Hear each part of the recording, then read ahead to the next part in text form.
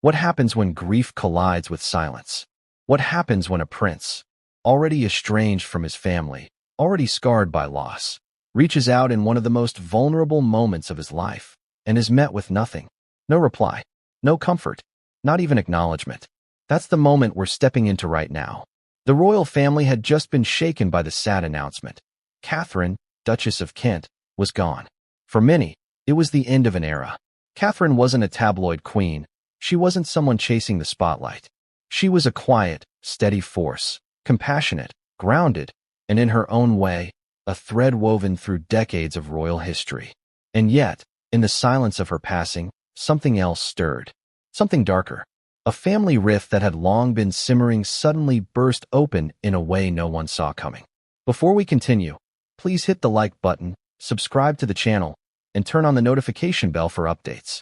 Prince Harry, once the spare, now the outsider, did what many would consider the most human, the most natural thing. He wrote a condolence email. A message not of politics, not of press, but of heart. A message meant to bridge pain with compassion. And yet, the email was ignored. Ignored not by a stranger, not by an assistant, but by the Duke of Kent himself, a senior royal, a man of tradition, a cousin to the late Queen Elizabeth II, a living embodiment of the old guard of the monarchy. Now pause for a second. Imagine that. Imagine sending words in grief, words meant to connect, only to be swallowed by silence. How would you feel? Rejected? Betrayed? Or perhaps something worse, erased? This is where Harry's story twists. Because this wasn't just about Catherine's passing. This wasn't just about condolences. This was about history, power, and a silence that screamed louder than any royal decree. But why? Why ignore Harry in that moment? Why let silence speak when words could have healed? Was it protocol? Was it personal? Or was it something much bigger? Something orchestrated from the very heart of the monarchy itself? Tonight, we're pulling apart that silence thread by thread. Because make no mistake, this was not a one-off. This was a message. A cold, calculated gesture that cut deeper than Harry, or perhaps anyone outside the palace, expected. And when Harry realized what had happened, when the reality set in that his words were dismissed without even the courtesy of acknowledgement, he snapped. He went nuts. And the fallout would ripple across the monarchy in ways we're only beginning to understand. But before we go there, let's talk about Catherine herself. Because this isn't just about Harry's pain. It's about the loss of a woman who shaped the monarchy in quieter, more subtle ways. A woman who walked alongside the great and the powerful, but chose humility over grandeur. Catherine, Duchess of Kent, was not just another name in the royal roster. She represented something rare, something almost lost. Think back on the monarchy you know today, full of headlines, scandals, dramas that play out across global television screens. That wasn't Catherine. She converted to Catholicism at a time when that was still considered taboo for a royal. She stepped back from official duties long before others even dared to suggest it. And she dedicated herself to music education, charity, and living with a sense of normalcy that seemed almost rebellious in its simplicity. And yet, here we are. At her passing, instead of unity, the family's fractures were laid bare. Instead of healing, silence created another wound. And Harry, already fragile, already alienated, found himself pushed even further into the cold. Now let's zoom in. Picture Harry sitting down at a desk, perhaps in California, staring at his laptop. His children playing in another room. Meghan perhaps nearby, concerned but watchful. The news of Catherine's death still raw. And Harry, searching for words, types out that email. Condolences. Respect. A bridge across an ocean of distance. He hits send. And he waits. What comes back? Nothing. Days pass. Still nothing. And it's in that nothingness that Harry spirals. Because this isn't the first time. This isn't the first time his family chose silence over dialogue. Silence over compassion. Silence over reconciliation. And yet, this time cut deeper. Because in grief, silence is cruelty. In grief, silence is rejection. And Harry couldn't take it anymore. But here's the real twist. Why did the Duke of Kent, of all people, make this choice? We're talking about a man who has lived his life steeped in duty, loyalty, and tradition. Was this about Harry personally? Or was this about protecting the monarchy's image? Was the Duke acting alone? Or was this silence part of a larger royal strategy? And what about Charles? Did the king know? Did he approve of this silence? Or worse, did he encourage it? Because here's the thing, silence can be a weapon. And in this case, silence sent a message. A message not just to Harry, but to the world. That he was out. That no matter what words he wrote, no matter what gestures he made, the door was closed. Locked. Bolted. And Harry? Harry couldn't bear it. Now, I want you to ask yourself this. If you were Harry, what would you do? Would you accept the silence and retreat further into exile? Or would you explode? Let the world know exactly how deep the betrayal cut? Harry chose the latter. But before we get to that explosion, before we unravel his furious reaction and the ripple effects across the palace, we need to understand the full context. Because this wasn't just about one email. This was about years, decades of pain, of being sidelined, dismissed, scapegoated. And so, the stage is set. A duchess gone. A family in mourning. A prince reaching out. A duke refusing to respond. And a silence that would spark fury, division, and perhaps even the next chapter of the monarchy's slow unraveling. Because what Harry did next, what he said, what he felt, how he lashed out, would leave not just the palace, but the entire nation stunned. And it all began with one email. But here's the cliffhanger. That email wasn't just ignored. It was weaponized. It became proof. Proof that Harry's place in the monarchy wasn't just diminished, it was erased. And when Harry realized that, he lost it. Completely. What came next would change everything, and no one saw it coming. How does the end of one life illuminate the cracks in an entire dynasty? How does the quiet death of a woman long removed from the spotlight suddenly become the stage for one of the loudest family dramas in royal history? The news broke with the kind of subdued solemnity that only the palace can craft. A statement. Few words. Carefully measured. Catherine, Duchess of Kent, had passed away. No tabloid frenzy, no dramatic headlines, just a soft, almost whispered confirmation. But behind that whisper lay an earthquake. Catherine wasn't just another royal. She wasn't another figure in the endless, glittering parade of crowns and carriages.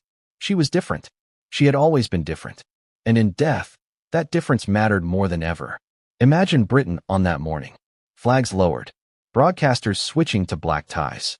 The BBC anchor's voice catching ever so slightly as the statement scrolled across the screen.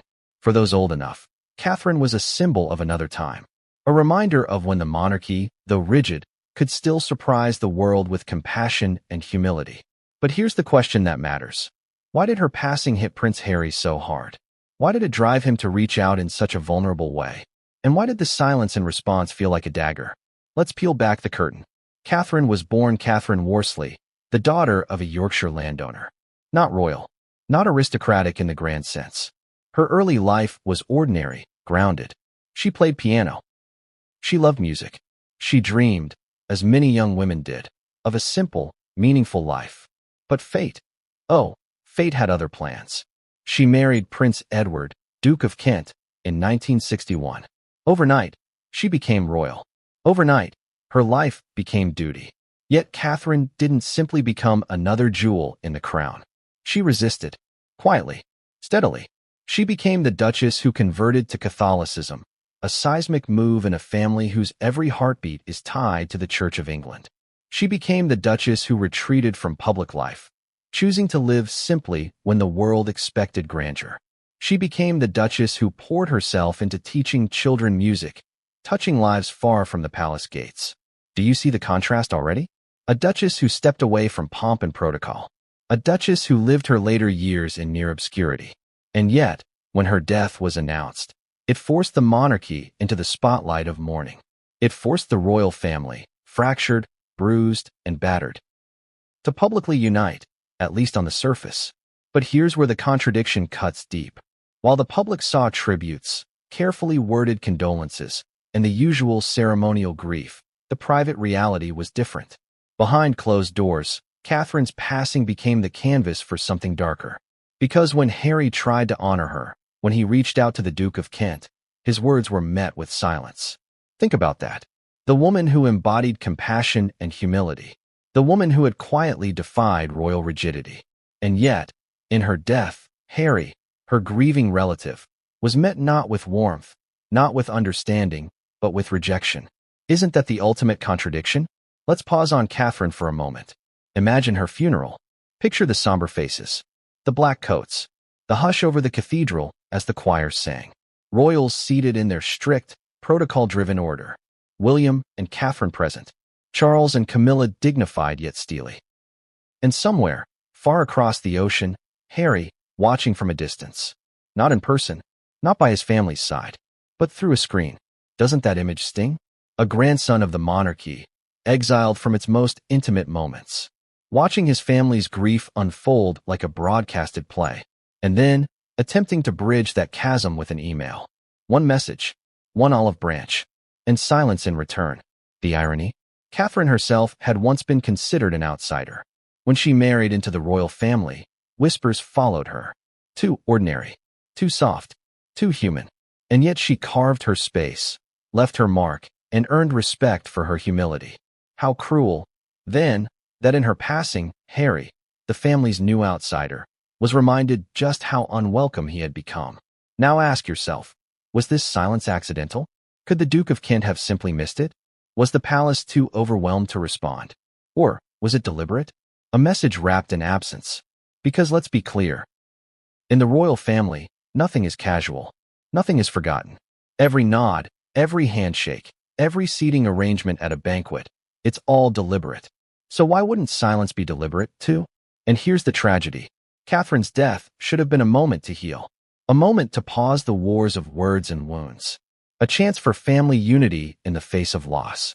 But instead, it became a wedge. Another reminder that Harry is not one of them anymore. Let's look deeper at the Duke of Kent. Prince Edward, first cousin of Queen Elizabeth II, a man who has served quietly, dutifully, for decades. He's not flashy. He's not scandal-prone. He is the embodiment of loyalty to tradition. If anyone represents the monarchy's refusal to bend, it's him. So when Harry's email arrived, do you think it was viewed as a gesture of love or as a threat to that tradition? The Duke of Kent has weathered scandals, losses, and transitions of power. He knows the importance of silence. And perhaps, in his mind, ignoring Harry wasn't cruelty. It was discipline. It was order. It was the monarchy's way of saying, we do not bend to you. But to Harry, that silence was not discipline. It was betrayal. Now, imagine Harry's state of mind. Already isolated. Already painted as the black sheep. Already blamed for airing the family's dirty laundry. And then, in a moment of grief, his attempt at connection is shut down. Wouldn't that break you? Wouldn't that feel like the final straw? And remember, this isn't just any family. This is the House of Windsor. A family that thrives on image, on unity, on silence that masks truth. But this time, silence couldn't hide the pain. It magnified it. Think about Diana. Think about how silence followed her death, too. The monarchy's refusal to speak immediately. The coldness of protocol in the face of raw grief. Harry was just a boy then, but he never forgot it. And now, decades later, he felt that same silence again. History repeating. Do you see the pattern? Silence has always been the monarchy's weapon. A refusal to acknowledge. A refusal to bend. A refusal to let emotion pierce the armor of tradition. And Harry is allergic to that silence. So, Catherine's death was not just the end of a duchess's life. It was the opening of an old wound. The spark that reignited Harry's fury. And while the world mourned Catherine, Harry was mourning something else, the possibility of reconciliation. Because when an olive branch is ignored, it becomes a thorn. Now here's the twist. Catherine's funeral didn't just highlight Harry's absence. It spotlighted the strength of the monarchy's silence. The dignified rows of royals. The perfectly staged grief. The stoic Duke of Kent, carrying on as though nothing had happened. And yet, beneath that polished exterior, Harry's fury was building. And when it burst, it wasn't quiet. It wasn't contained. It was explosive. Because silence may be the monarchy's weapon. But for Harry, words, unfiltered, raw, emotional, are his. And the world was about to hear them. But before that storm could break, before Harry's anger spilled into the open, there was still one haunting question left unanswered. Why did the Duke of Kent ignore him? Was it personal vengeance? A royal directive? Or was it something far more sinister? An orchestrated decision to erase Harry completely from the fabric of royal grief? The answer to that question would turn a simple condolence into a declaration of war. And what Harry did next would stun even those who thought they knew his breaking point. Because this wasn't just the passing of a duchess. This was the breaking of a prince. And from here, the story takes a turn no one could have predicted. What came next would change everything, and no one saw it coming. What do you write when you know the world is watching, but you're desperate to be heard by the very people who have shut you out? What words can possibly bridge a canyon of mistrust, betrayal, and silence? And what happens when even those words, typed with trembling fingers, heavy with grief, vanish into the void? That was Harry's dilemma. Let's set the scene. The announcement of Catherine, Duchess of Kent's passing had just reached him. Thousands of miles away, in California, Harry was surrounded by sunlight, palm trees, and the illusion of freedom. But grief has a way of cutting through palm trees. It doesn't care if you live in Windsor or Montecito. It doesn't care if you're royal or rogue. It hits you the same. Harry had already lived through this once before. The world remembers the image. Young Harry walking behind his mother's coffin, fists clenched, face blank, carrying grief he could never properly express. Now, decades later, another funeral loomed. Another chance at closure, at family unity, at something resembling compassion. But would he be allowed into that circle again? Or was he forever the outsider? Harry sat down at his desk, laptop open, a blank screen staring back, the cursor blinking like a heartbeat. How many times do you think he typed and deleted that first sentence? 10? 20? More? Because this wasn't just an email. This was a gamble. A gamble that maybe, just maybe, his family would see past the bitterness, the anger, the Oprah interviews, the Netflix specials, the memoir. Maybe they'd see the boy who lost his mother, the man trying to honor a relative's life. He typed, slowly, carefully, "Dear Uncle Edward." Imagine those words. So simple, so human. Yet beneath them, an ocean of unspoken history. Did he write about Catherine's kindness? Did he remember the times she'd quietly supported him when others looked away?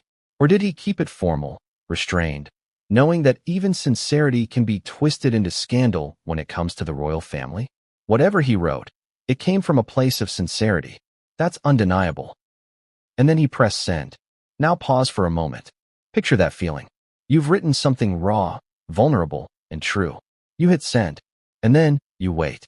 You wait for the ping of a reply, the buzz of a phone, the simple acknowledgement. "Thank you, Harry. We appreciate your words." But nothing came. Not after an hour. Not after a day. Not even after several days. Silence. And here's the sting. Harry wasn't naive. He knew the risks. He knew his family might hold grudges. But he also knew grief has a way of softening even the hardest hearts. Or so he thought. This was supposed to be the olive branch. A moment to say, "I'm still here. I still care. Despite everything, I am still family." But instead of being accepted, that olive branch withered in his hands. And this is where the contradiction cuts deep.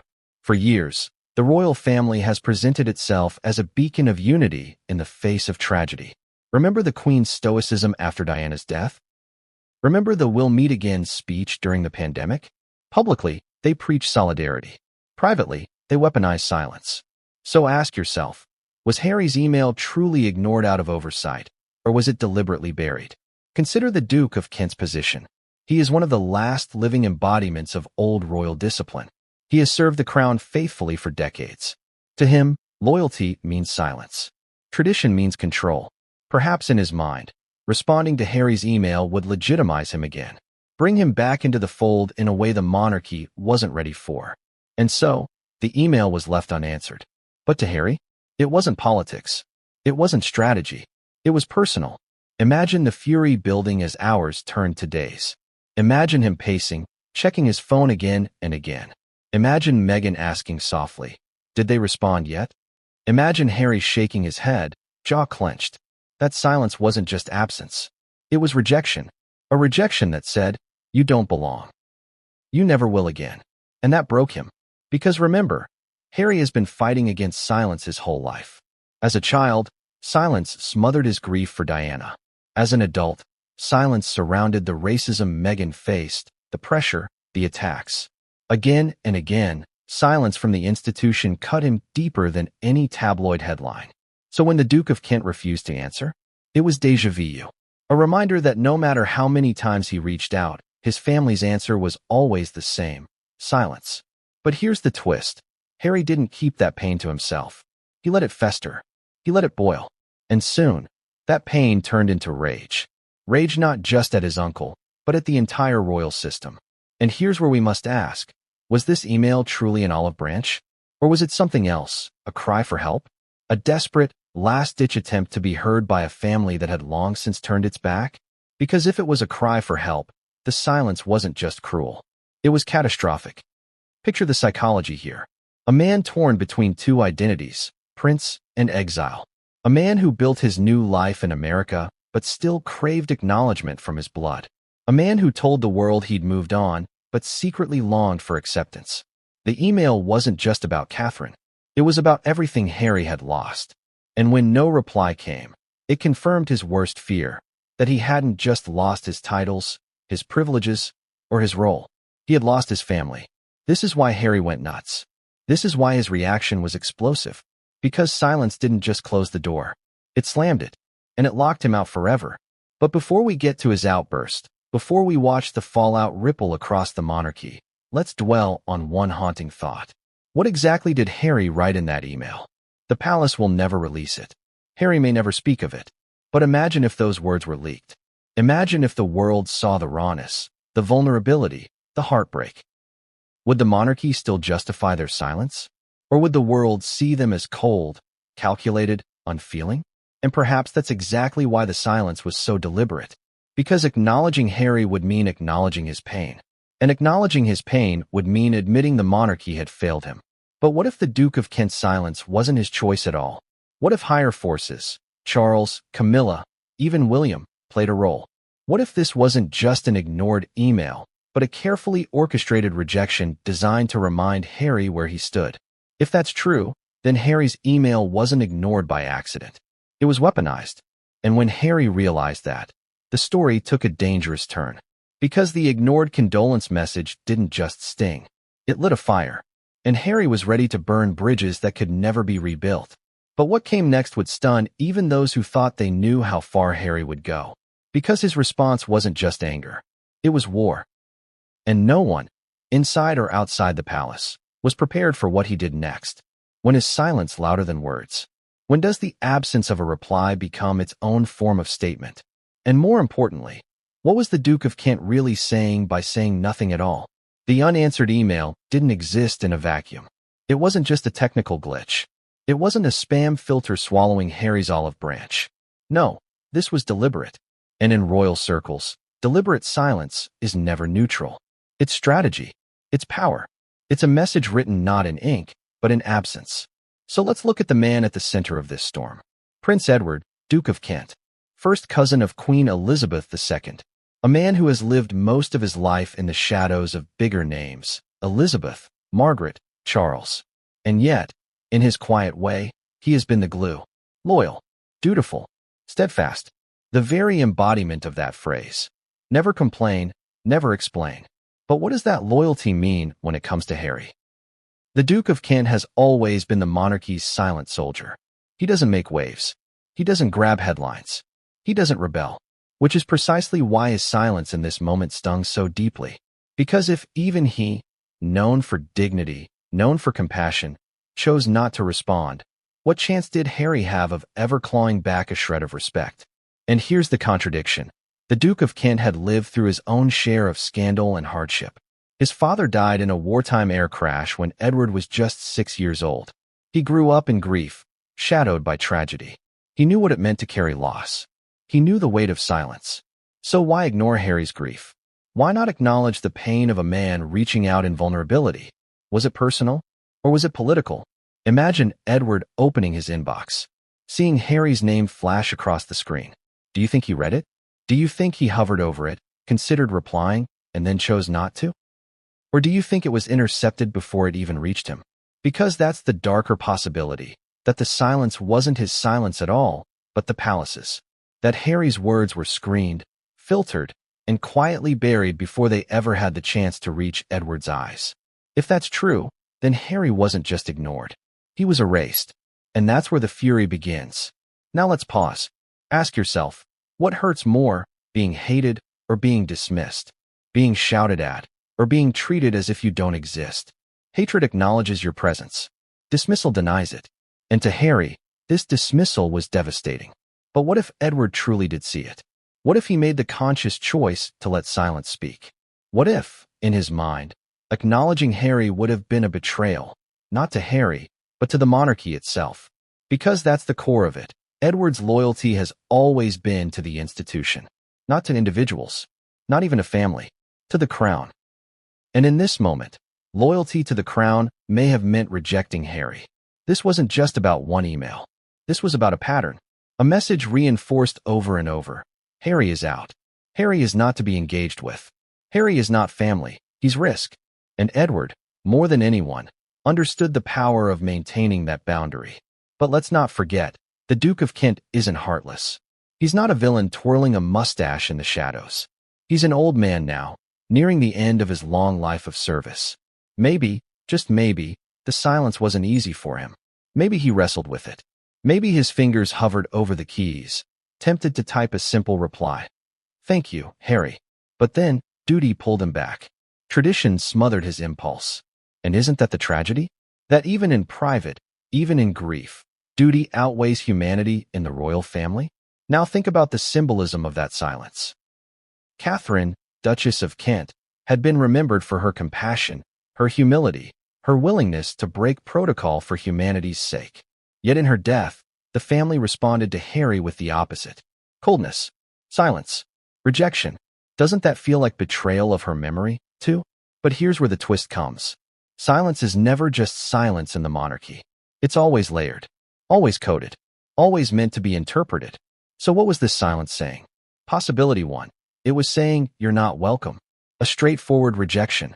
Possibility 2. It was saying, "We control the narrative." By refusing to respond, the palace ensured Harry had no ground to claim reconciliation. Possibility 3. It was saying, "Your grief doesn't matter." Which, to Harry, would have been the cruelest cut of all. And possibility 4, the darkest of all, it was saying, "You don't exist to us anymore." Now imagine the psychological spiral Harry must have entered after realizing this. Silence didn't just hurt. It confirmed everything he had feared, that his family saw him as expendable, that his words carried no weight, that his olive branch was not just unwelcome, it was invisible. This is why he went nuts. This is why he snapped. Because when you've spent your whole life trying to be seen, trying to be acknowledged, not just as a prince, but as a human being, silence isn't neutral. It's annihilation. And yet, think of the irony. Edward himself had once known silence. As a boy, after losing his father, he was raised in an environment where grief wasn't spoken of, where emotions were buried beneath ceremony. He of all people knew the pain silence can bring. And yet here he was, inflicting that very same pain on his nephew. Isn't that the cycle of the monarchy? Trauma repeated, wounds inherited, pain passed down like heirlooms. So ask yourself, was Edward's silence truly his choice? Or was he simply another cog in the machine, carrying out the monarchy's oldest tradition, not speaking, not bending, not acknowledging? Because if silence was the monarchy's message, then Edward was merely its messenger. But here's where the story twists again. Harry didn't just see this as rejection. He saw it as war.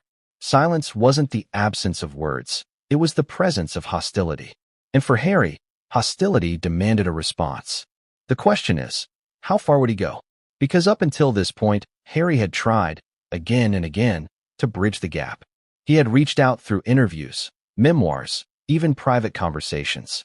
Each time, he'd hoped for something. And each time, he was met with silence. This time, though, the silence came during grief, during mourning, and that made it unbearable. But remember, Harry is no longer bound by palace rules. He is no longer restrained by never complain, never explain. He has his own weapon now, his voice, his platform, his story. And if silence was the monarchy's way of shutting him out, then Harry's way of fighting back was to speak louder. And that's exactly what he did. Because silence may be golden to the monarchy, but to Harry, silence is poison, and he was done swallowing it. But before his fury erupted into the public eye, before the fallout shook the monarchy yet again, one question lingered. What if the silence had been broken? What if Edward had replied? What if just one email had said, "Thank you for your words, Harry"? Would things have turned out differently? Would a bridge have been rebuilt instead of burned? Or was the silence inevitable? Because reconciliation was never truly on the table? That's the chilling thought. That no matter what Harry said, no matter how he reached out, the plan was always rejection. The silence was always coming. And when Harry realized that, when he saw the silence not as oversight, but as strategy, his anger became unstoppable. The ignored email wasn't just a family slight. It was confirmation that he was, once and for all, an outsider. And the way he responded to that realization would set the stage for one of the most explosive royal confrontations of our time. But before we get there, we have to ask, if silence was the monarchy's weapon, what exactly was Harry's? Because what he chose to do next wouldn't just break the silence. It would shatter it. And no one, not the Duke of Kent, not King Charles, not even Meghan, was prepared for the storm he unleashed. What came next would change everything, and no one saw it coming. How many times can a man be pushed aside before he breaks? How many slights? How many cold shoulders? How many ignored calls does it take to transform pain into rage? Because let's be honest, this wasn't the first time Harry had been snubbed. Far from it. The ignored condolence email was just the latest in a long line of humiliations, each one cutting deeper than the last. And that's where the story turns explosive. Let's rewind. Long before Meghan, long before California, long before Netflix deals and memoirs, Harry had been marked. The spare, the second son, the one who mattered, but not really. The one who had a role, but never the spotlight. The one destined always to stand 2 steps behind his brother. Can you imagine growing up like that? Living in palaces? Sure. Surrounded by wealth and privilege? Yes. But emotionally starved. Constantly reminded, in subtle ways, that your existence was secondary. And yet, Harry tried. Again and again. But the establishment, the machinery of the monarchy, never let him forget his place. Take the infamous photo. Do you remember it? The Queen, Prince Charles, Prince William, and little Prince George, all together, representing the direct line of succession. A powerful image of continuity. And who was missing? Harry, deliberately excluded. A silent message to the world. He doesn't count. That wasn't an accident. That was strategy. Or think about the day after Diana's death.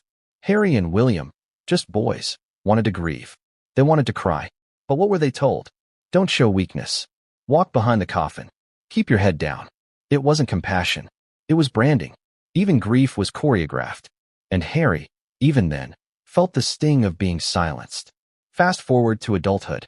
The military was his passion, his escape. He finally found purpose, identity, honor, something beyond the spare. But even there, the establishment clipped his wings. His deployment in Afghanistan was cut short after media leaks. His military career, which could have been lifelong, was slowly squeezed out by palace caution and PR concerns. Another snub. Another rejection of the man behind the title. And then came Meghan. Now, this is where the snubs grew louder, sharper, crueler. From the beginning, Meghan was seen as trouble. Not because of who she was, but because of what she represented. Change. Independence. A threat to the hierarchy. And every move she made with Harry was met with icy pushback. Remember the wedding? The lack of support from certain royals? The whispers about her family? The cruel jokes from courtiers? That wasn't just the press. It was the institution feeding the press. The establishment knew exactly what it was doing. And Harry saw it. Every time Meghan was attacked, every time the palace chose silence instead of defense, Harry was reminded, you don't matter. You don't get protection. You're not one of us. It wasn't just neglect. It was targeted exclusion. Let's talk about Frogmore Cottage. A so-called gift. But what kind of gift is given with one hand, then ripped away with the other? The renovations turned into a scandal, weaponized against him. A home meant to symbolize belonging turned into another reminder that he would never truly belong. And what about security? Stripped. Just like that. As if Harry's safety, Meghan's safety, even Archie's safety, were negotiable. A message sent loud and clear. Once you step out, you're disposable. But the cruelest snubs were the invisible ones. The phone calls not returned. The invitations lost in the mail. The casual way he was excluded from family events. The photographs cropped just so, ensuring he wasn't included in the frame. And let's not forget the coronation of King Charles. Harry invited, but sidelined, given no role, no platform, just a seat far back, a reminder that while technically family, he was no longer a son in the eyes of the crown. Do you see the pattern now? It wasn't random. It wasn't careless. It was deliberate. Each snub, each slight, each act of silence built a wall around him, a wall designed to keep him out. And Harry? He felt every brick. So when Catherine, Duchess of Kent, passed and Harry sent that condolence email, it wasn't just about her. It was about history. It was about all the times he had reached out and been ignored. All the times he had begged for acknowledgement and been denied. The ignored email wasn't an isolated incident. It was the culmination of a lifetime of snubs. And here's the contradiction. Harry has always been portrayed as the rebel, the runaway, the problem child. But what if the truth is the opposite? What if he was never the problem, only the scapegoat? What if every act of rebellion was actually a reaction to being frozen out, over and over again? Ask yourself this. How many of us could withstand that? How many of us could endure being silenced, sidelined, erased by our own family, our own blood, without eventually exploding? Harry's explosions, his interviews, his memoir, they weren't random. They were responses, counterattacks against decades of dismissal. And that's why the Duke of Kent's silence cut so deep. Because in that one moment, all the old wounds reopened. All the old snubs came rushing back. The photo, the funeral, the security, the sidelining, all of it condensed into one silent rejection. And Harry couldn't take it anymore. Because this wasn't just about grief. It was about identity, about belonging, about a man who had been told again and again, "You're not one of us." And now, with Catherine's death, the message was delivered yet again. But here's where it gets dangerous. Snubs have consequences. They don't just hurt, they provoke, they ignite. And Harry, fueled by a lifetime of rejection, was ready to push back harder than ever before. The palace thought silence would shut him down. Instead, it set him ablaze. And what he did next would shake the monarchy to its core. Because Harry's fury wasn't just emotional. It was strategic. For the first time, he was ready to weaponize his pain in a way the palace couldn't ignore. And that move, the move no one saw coming, was about to turn the monarchy's oldest weapon, silence, back against them. What came next would change everything. And no one saw it coming. What happens when a man who's been silenced his whole life suddenly refuses to stay quiet? What happens when decades of humiliation, rejection, and betrayal finally boil over into rage? This was Harry's breaking point. The ignored condolence email wasn't just another snub, it was the last straw. And he snapped. Now, when we say Harry went nuts, let's be clear. This wasn't some wild tantrum in private. This wasn't just pacing around Montecito, muttering under his breath. No, this was deeper. This was the kind of fury that spills out, that leaks into conversations, into interviews, into every word spoken to anyone who would listen. A fury sharpened into a weapon. Think about it. A man who has begged for acknowledgement his entire life. A man who has endured silence again and again.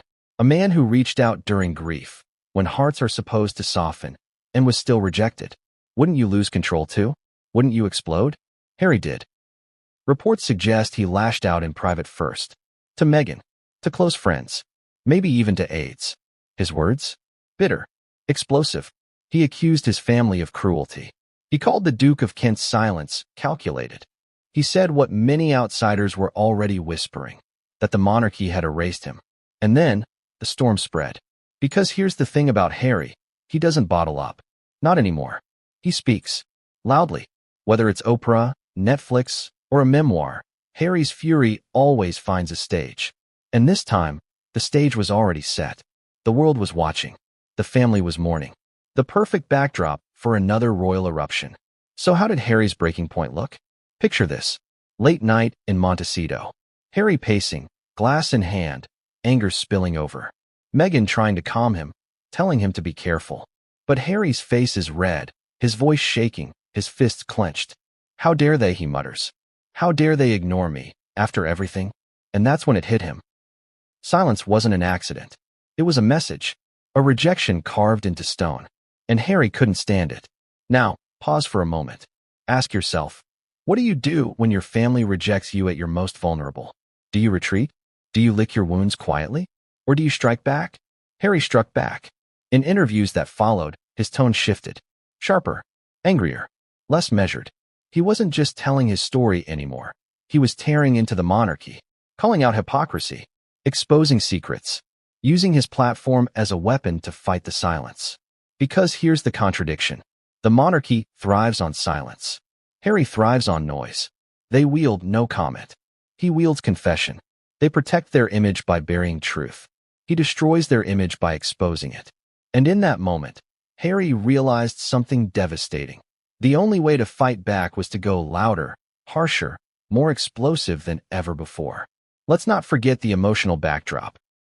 Catherine, Duchess of Kent, represented compassion, humility, and quiet dignity. Her death should have united the family.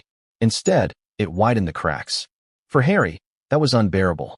He saw her passing not just as personal loss, but as proof that the monarchy had abandoned Everett. But rage is dangerous. It doesn't just burn the target. It burns the person holding it. And Harry's rage started consuming him. Friends noticed the change. His temper was quicker. His patience thinner. He grew more obsessed with the palace, with every headline, with every whisper. Meghan, some say, tried to ground him.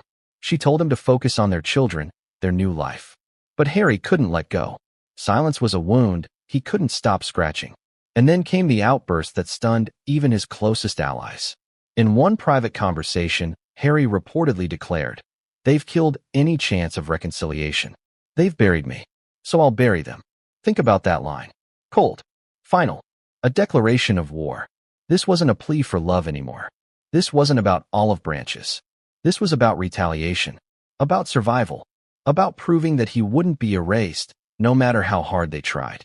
Now here's the irony. For years, critics accused Harry of being fragile, emotional, too reactive.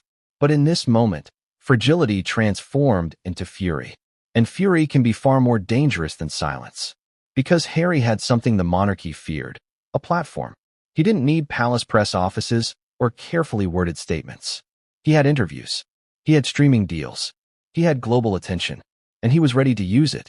Ask yourself, what's more powerful? A palace statement read by a stiff spokesperson, or Harry looking into the camera, eyes blazing, voice trembling with anger, saying, "They ignored me when I needed them most." Which one lands harder? Which one stirs the public? The palace's silence backfired. Instead of weakening him, it gave him ammunition. Proof of cruelty. Proof of rejection.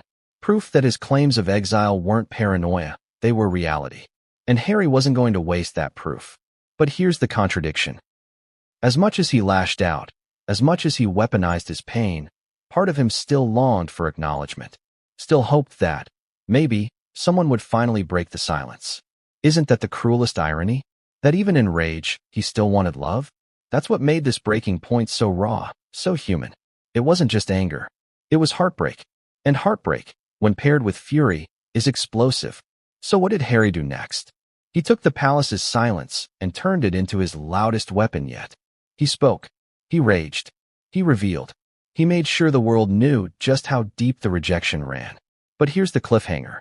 Harry's fury didn't just put him at odds with the Duke of Kent. It shook the entire royal hierarchy. Because his outburst wasn't aimed at one man. It was aimed at the crown itself. And when a prince declares war on the crown, the fallout is never simple.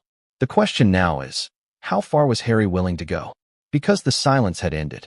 The storm had begun. And what came next would change everything, and no one saw it coming. Who really holds the power of silence in the monarchy? Was the Duke of Kent's refusal to respond an act of personal coldness? Or was it something more sinister? An order whispered from the very top?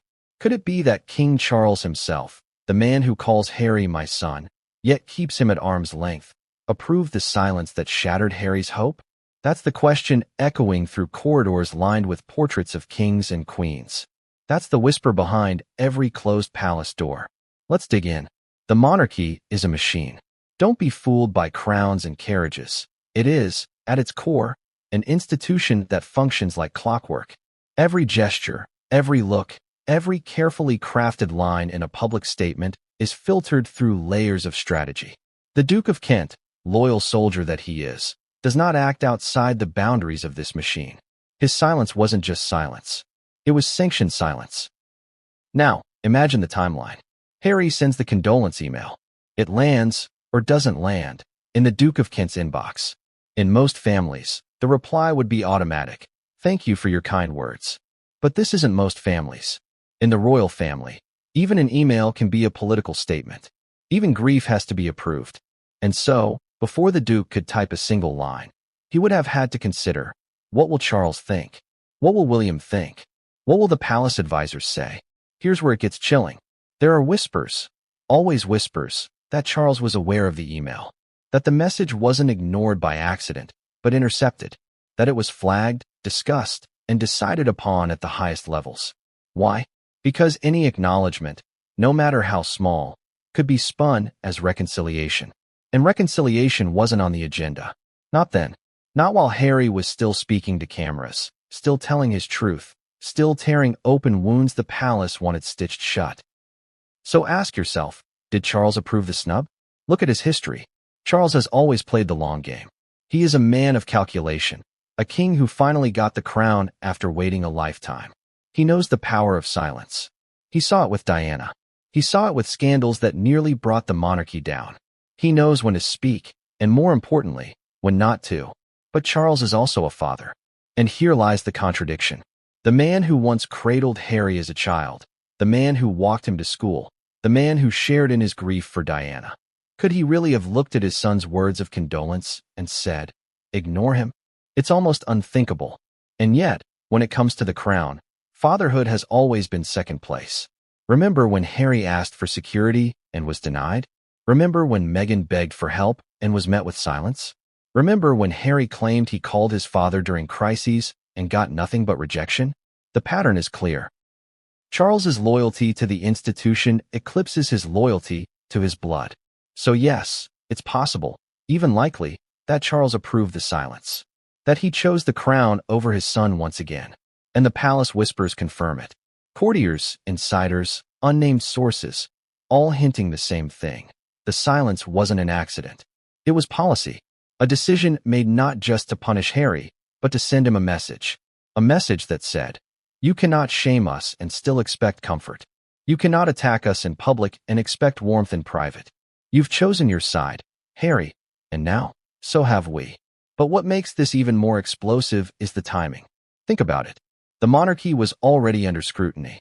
Every move Charles made as king was being watched.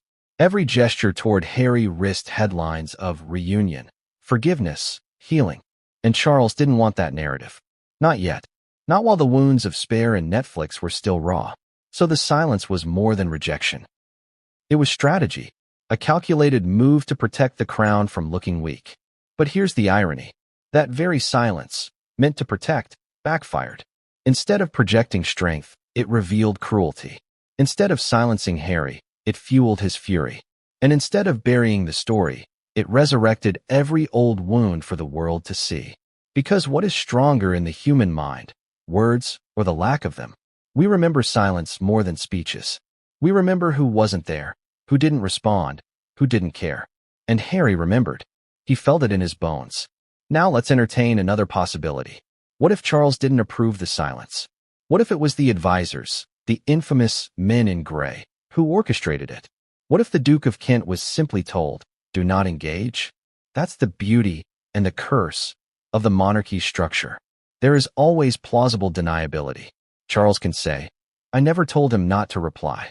Advisors can say, we were only protecting the crown. And the Duke can hide behind duty. Meanwhile, Harry is left with nothing but silence. But to Harry, the distinction doesn't matter. Whether Charles ordered it or not, the silence still came from his family. The rejection still cut as deeply. And that's what matters. Ask yourself, if your father didn't reply to your email, would you care if it was his assistant's decision? Would you care if it was protocol?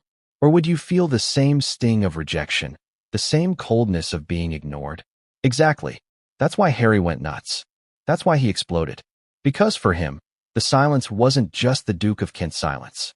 It was Charles's silence, William's silence, the monarchy's silence. And most of all, it was proof that reconciliation was a fantasy. But here's where the contradictions deepen. Charles has often spoken of wanting a slimmed-down monarchy, a modern crown, a family that represents unity. And yet, by approving or allowing the snub, he undermined his own message. He made the monarchy look fractured, divided, petty. And Harry saw that hypocrisy. He seized it. He turned it into his weapon. They claim family matters, he thought. But when I reached out, they ignored me. They claim duty, but they abandoned compassion.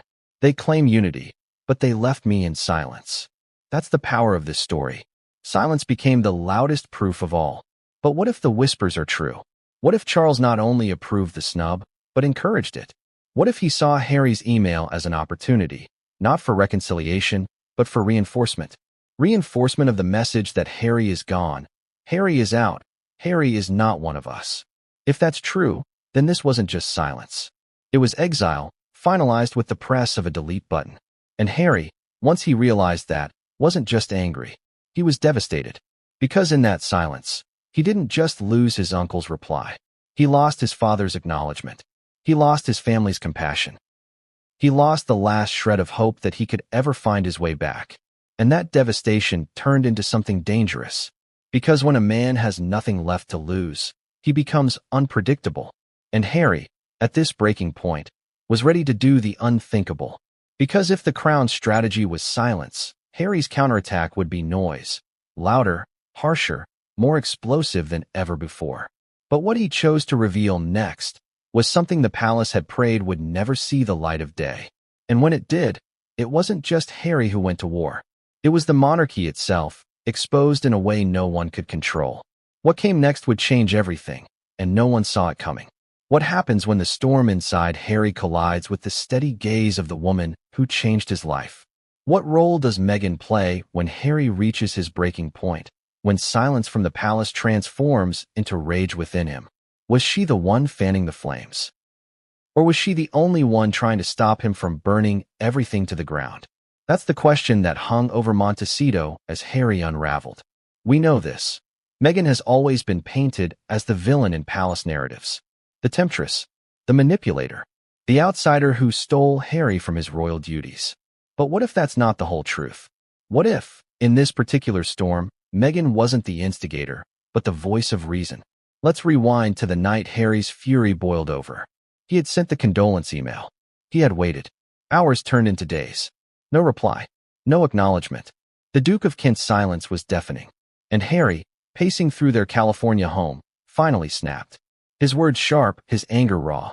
Now imagine Meghan in that moment, watching her husband spiral, hearing him mutter about betrayal, rejection, erasure. What does she say? Does she tell him to fight back? Or does she try to calm him down? It depends on how you view her. Because Meghan has always been two things at once in the public eye, the ambitious strategist and the protective wife. And in this moment, she was both. Picture the scene. Meghan sits across from Harry, her eyes steady, her voice low but firm. She reminds him, they've done this before. They'll do it again. But don't let them break you. Protective words, comforting words. But beneath them, strategy. A subtle reminder that silence from the palace is not weakness. It's opportunity. And Harry? He can't sit still. He storms around the room. His hands clench. His voice rises. I reached out, Meghan. I reached out, and they ignored me. Do you know what that means? They don't care. They never cared. Meghan listens. She doesn't interrupt. She knows better than to meet fire with fire. But then she asks him the question that cuts to the bone.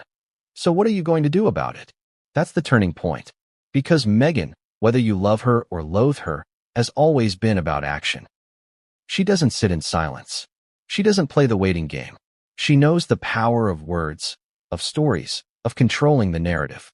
And in that moment, she put the idea in Harry's mind.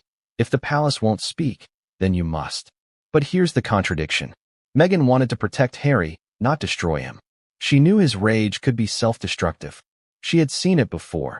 The way his emotions spilled out in ways that made headlines. The way his vulnerabilities were turned against him by the press. She didn't want him to hand the monarchy another weapon. So she walked a fine line. On one hand, she validated his pain. On the other, she urged caution. But Harry, in his fury, heard only half the message. And here's where it gets messy. Because Meghan herself had been the target of countless royal snubs.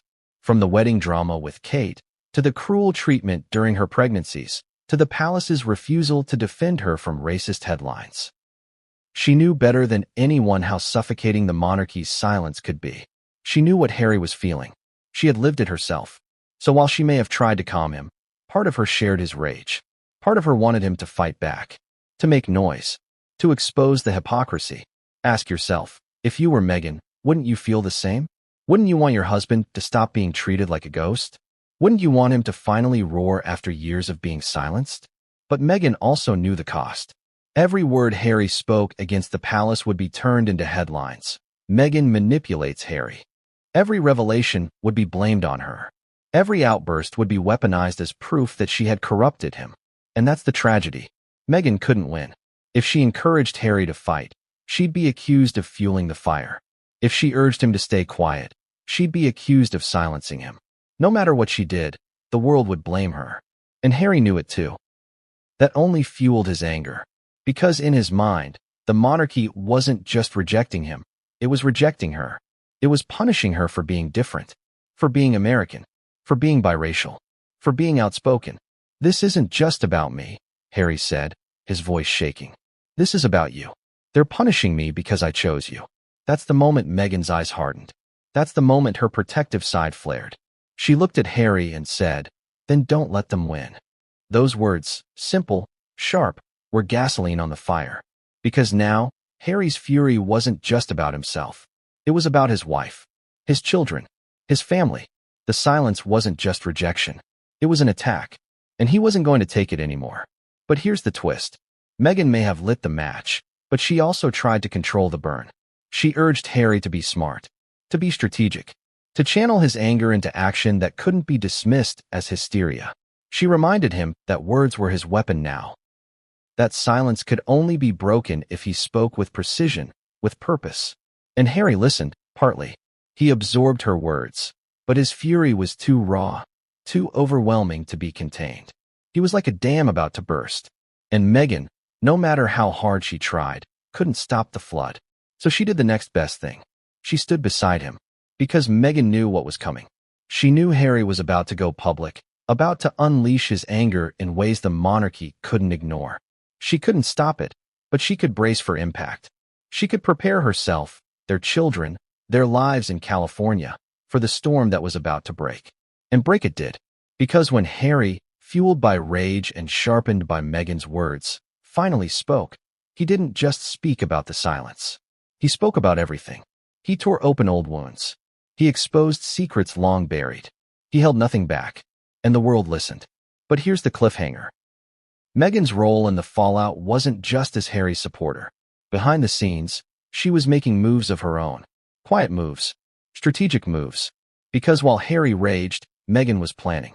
And her plan would take the battle beyond words, into a realm the palace feared even more. What was that plan? What cards was Meghan holding close to her chest? The answer would shock even Harry. And when it came to light, it would push the royal war into territory from which there was no return. What came next would change everything, and no one saw it coming. When the story broke, when whispers of Harry's fury and Meghan's quiet strategy began to leak into headlines, the question wasn't whether the public would react, it was how. Would people see Harry as a grieving man silenced in his pain, or as an angry rebel incapable of letting go? Would Meghan be seen as the supportive wife, or once again painted as the puppet master pulling the strings? The answer? Both. Because the public split down the middle. Let's step into the storm. The tabloids seized it first, of course. Bold headlines screamed. Harry explodes after Duke of Kent snub. Meghan fuels rage behind palace walls. Some papers painted Harry as unhinged, out of control, unable to cope without lashing out. Others, particularly international outlets, told a different story. Prince rejected in his hour of grief. Royal silence deepens family divide. And this is where the contradictions began to swirl. Some readers, ordinary people, looked at Harry and saw themselves. Who hasn't been rejected by family? Who hasn't sent a message in grief, only to feel the sting of being ignored? For those people, Harry's pain was relatable. It was human. It made him less of a prince and more of a man, wounded and raw. But others? They rolled their eyes. Here he goes again, they said. Always the victim. always making drama. To them, the ignored email wasn't tragedy. It was proof that Harry couldn't let go, couldn't move on, couldn't live without dragging the monarchy back into the spotlight. And Meghan? She was once again caught in the crossfire. On one side, supporters rallied to her. They praised her for standing by Harry, for grounding him, for reminding him that silence is not weakness but strategy. They admired her quiet resilience, her ability to shoulder blame even when it wasn't hers to carry. On the other side, critics sharpened their knives. This is Meghan's influence, they claimed. She's the one driving the wedge. She's the one encouraging Harry to lash out. Never mind that Harry's pain was real, that his fury had been building long before Meghan. In the public eye, perception often outweighs truth. And perception was divided. Now let's zoom out. Beyond Britain, beyond the tabloids, how did the world see it? In America, the reaction leaned toward sympathy. Many Americans saw Harry as a man betrayed by his family, trying to navigate grief while being repeatedly shut out. They admired his honesty, his willingness to confront the monarchy's coldness.